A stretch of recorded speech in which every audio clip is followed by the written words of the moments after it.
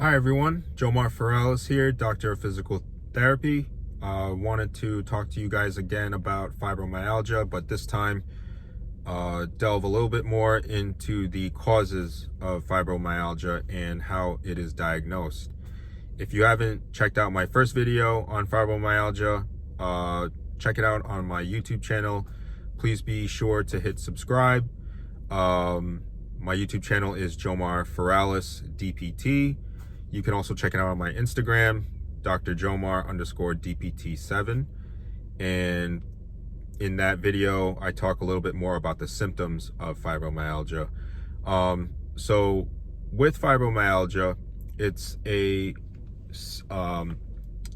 diagnosis that is tough to diagnose someone with, and usually the doctor will order a few tests as well as assess a person's body. So with the assessment physically, usually there's distinct tender points that distinguish fibromyalgia from other chronic pain syndromes. So these tender points exist both anteriorly and posteriorly and are symmetrical. So if a person has tender points in their shoulder, they'll have the same tender point on their opposite shoulder. And these tender points are very sensitive, and when you push on them, even with a little bit of pressure, you're going to be causing a lot of pain for that patient. So distinguishing fibromyalgia from other chronic pain disorders usually starts with these tender points. And with the tender points, there's 18 distinct locations for these tender points. And in order to diagnose someone with fibro, there needs to be at least 11. So 11 out of 18 tender points, the person most likely has fibromyalgia, but it is also important to consider that there's other symptoms of fibromyalgia. And if you want to learn about those symptoms even more, check out my first YouTube video about it. But now that we talked a little bit about the diagnosis, what causes someone to develop fibromyalgia?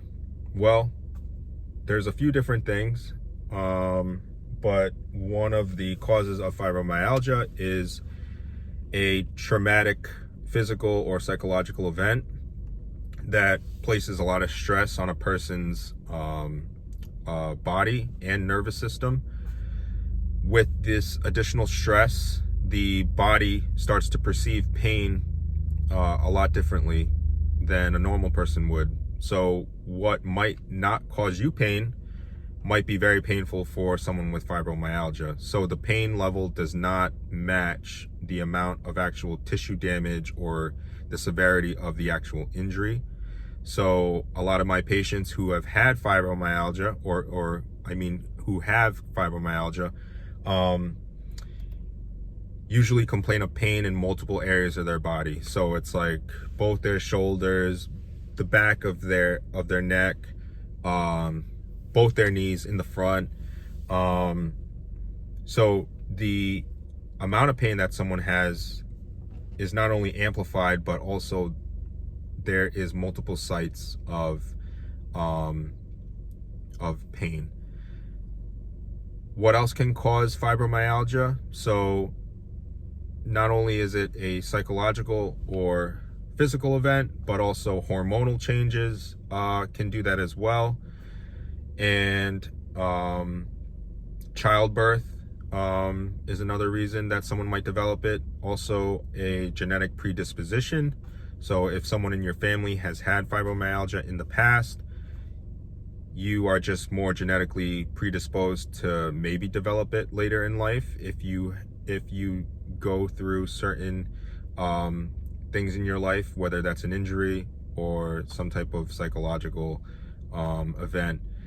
I've noticed a pattern in people who were in abusive relationships.